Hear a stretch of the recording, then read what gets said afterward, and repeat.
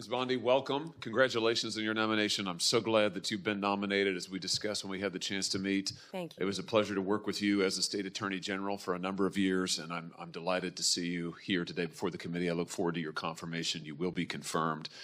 I, too, have taken note of the number of times you have been asked about weaponization of the Department of Justice as if it was a theoretical possibility that might happen in the future. One of my colleagues on the other side said, weaponization may well occur under your tenure.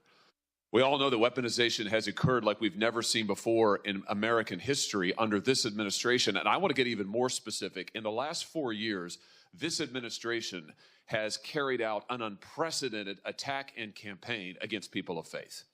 If you look at the numbers, we've never seen anything like it before in American history. It has been one of the most disgraceful chapters in the history of the Justice Department and in the history of the FBI. And I hope that you will reverse this and do right by every American citizen, including especially people of faith. Let me give you some specifics. After the Dobbs case was decided by the Supreme Court, over 100 pregnancy care centers and over 300 churches in this country were attacked, vandalized, firebombed. Do you happen to know off the top of your head how many prosecutions Merrick Garland's Justice Department brought in those cases? I do not, Senator. It's a stunning number. It's 2. Hundreds of churches, hundreds of pregnancy care centers. And I might just add, these pregnancy care centers, the attacks on them, which were violent, which were gruesome, were egged on and encouraged by rhetoric from members of Congress, including members of this body, who have said that pregnancy care centers aren't real medicine, that they're not real doctors. They have legitimized these attacks. And the same thing was true of churches. And this Justice Department couldn't lift a finger to defend these Americans, but at the same time, they used legislation, a law known as the FACE Act, to prosecute at least 53 different pro-life demonstrators, including people like Mark Houck from Pennsylvania, to whom this Justice Department sent a SWAT team to his door in the early morning hours. He has, I think, 7 children. In the early morning hours, an FBI SWAT team shows up at his door to take him into custody and prosecute him. By the way, he was acquitted. This kind of outrageous, disparate treatment has to end. So here's my question to you. Will you protect churches and pregnancy care centers when they are targeted for violence, when they are targeted for intimidation, when their members or parishioners are threatened with violence or other acts of illegal behavior? Yes, Senator. Will you stop the disparate treatment of Americans on the basis of religious faith? Yes, Senator. Will you stop the deliberate persecution of pro-life Americans for nothing more than their pro-life beliefs? Yes, Senator. Will you ensure that nothing like the Mark Houck case happens again, that Americans do not have SWAT teams arriving on their front doors with armed weapons to terrorize their children and their spouses, only in the end, of course, to have the case lost because there was nothing to it? Will you put an end to that kind of deliberate intimidation of the good American citizens on the basis of their religious beliefs? Yes, Senator. I'm glad to hear you say that because we need it. We need it, Ms. Bondi. We need a new chapter at the Justice Department, and we need it quickly. And I'm glad you're committed to it. Now, I also have heard you've been asked about your comment that you thought that in some cases we need to investigate the investigators, the ones who were bad. You know, I have to say I'm glad to hear you stand by that. We need to do that. You need to do that. And I'll give you another example. I'm sure you've read about this memo, which I now hold in my hands. This memo that was developed by the FBI field office in Richmond, Virginia, 23rd January 2023, targeting Catholic parishes for spying, for recruitment of infiltrators. I mean, the memo goes on and on and on about the FBI's plans to put assets into Catholic parishes, into choirs.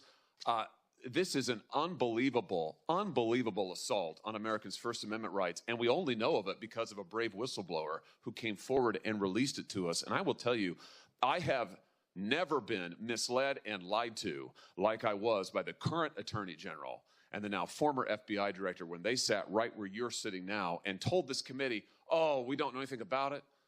oh, only one field office was involved. It was the single work of a single field office and a very few individuals. As it turns out, that's not true. Multiple field offices were involved. Multiple individuals were involved.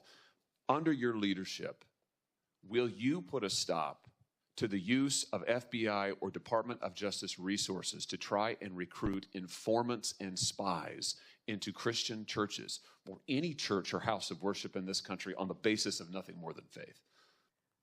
Of course, Senator. Let me just say this.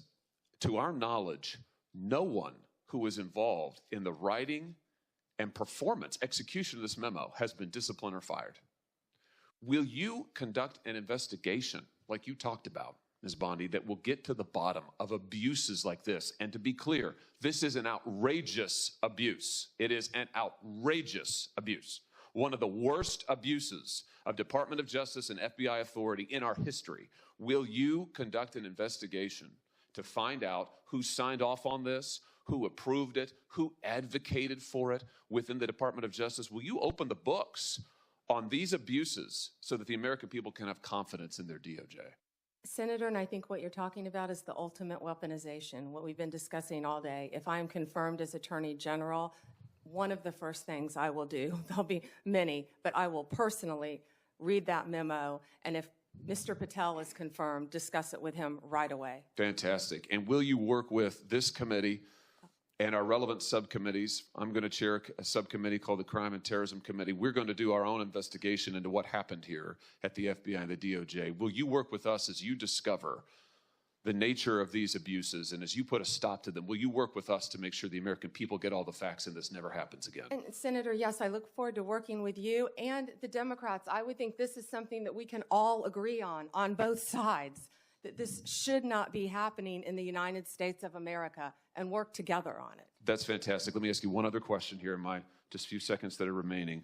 This memo targeting Catholic parishes repeatedly refers to as an expert source a group called the Southern Poverty Law Center. Now, the Southern Poverty Law Center has a long history as an anti-religious group that has repeatedly gone after conservative and religious organizations, called them hate groups, called them sometimes terrorist groups. They're cited in this memo. They once infamously, the SPLC called the Family Research Council a terrorist hate group, and an armed gunman came into their lobby and opened fire. Will you put a stop to the use of the SPLC as an official source for any Department of Justice memorandum or finding? That will be one of the first things we will look at as well, Senator, and report back to you and the committee. Thank you very much. Congratulations. Thank you, Mr. you. Chairman.